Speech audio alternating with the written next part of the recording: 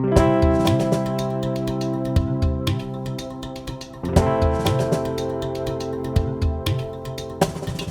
Track પર કઠોર શિસ્ત અને અથાગ પરિશ્રમ થકી રાજકોટની સૌરાષ્ટ્ર યુનિવર્સિટીની વિદ્યાર્થીની દેવયાનીએ રમતગમત ક્ષેત્રે એક નવો કીર્તિમાન સ્થાપિત કર્યો છે.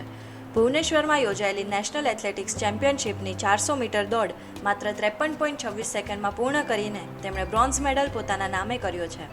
આ સાથે જ 2026માં યોજાનારી એશિયન ગેમ્સમાં પ્રવેશ મેળવનારા તેઓ ગુજરાતના પ્રથમ અને એકમાત્ર મહિલા એથ્લીટ બન્યા છે. છેલ્લે ભુવનેશ્વર ખાતે યોજાયેલી 65મી નેશનલ ઇન્ટર સ્ટેટ ચેમ્પિયનશિપમાં મારે 400 મીટરમાં બ્રોન્ઝ મેડલ છે અને એશિયન ગેમ્સનું ક્વોલિફાય હતું 53.72, પણ મેં 400 મીટર હિટ્સમાં સેમિફાઇનલ હિટ્સમાં જ મેં ક્વોલિફાય કરેલું છે ટાઈમિંગ સાથે 53.26. ભવિષ્યનો મારો ગોલ છે 2028માં ઓલિમ્પિક આવી રહી છે, તો ઇન્ડિયા માટે હું ક્વોલિફાય કરું અને મેડલ લઈ આવું. દેવયાનીની આ સફળતા પાછળ તેમના પિતાનો અડગ વિશ્વાસ, માર્ગદર્શન અને પ્રોત્સાહન મુખ્ય આધારસ્તંભ બન્યા છે. અગાઉ વર્લ્ડ યુનિવર્સિટી ગેમ્સમાં સ્થાન મેળવવા ઉપરાંત દેવયાનીએ વર્લ્ડ એથ્લેટિક્સ કોન્ટિનેન્ટલ ટૂરમાં પણ સિલ્વર મેડલ જીતીને રાજ્યનું નામ રોશન કર્યું હતું.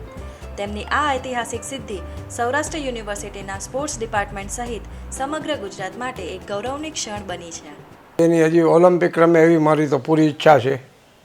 ઓલિમ્પિક સુધી મારે તેને પહોંચાડવી છે, એટલી મહેનત કરશે અને પોતામાં એટલી તાકાત છે કે એ પોતે મહેનત કરી શકશે.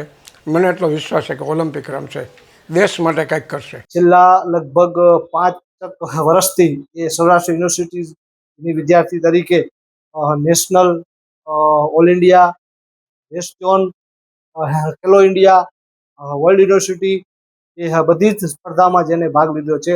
યુનિવર્સિટીની જેટલી બધી સ્પર્ધાઓ આવે એ બધી સ્પર્ધામાં એને એક સારું પરફોર્મન્સ આપ્યું છે.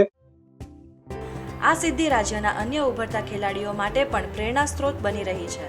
ગુજરાતમાં ઉપલબ્ધ આધુનિક તાલીમ અને સ્પોર્ટ્સ ઇન્ફ્રાસ્ટ્રક્ચરના પરિણામે આજે રાજ્યના રમતવીરો વૈશ્વિક મંચ પર દેશનું પ્રતિનિધિત્વ કરી રહ્યા છે. હવે 2026ની એશિયન ગેમ્સમાં દેવયાનીના ઉત્કૃષ્ટ પ્રદર્શન પર સમગ્ર રાજ્યની નજર રહેશે.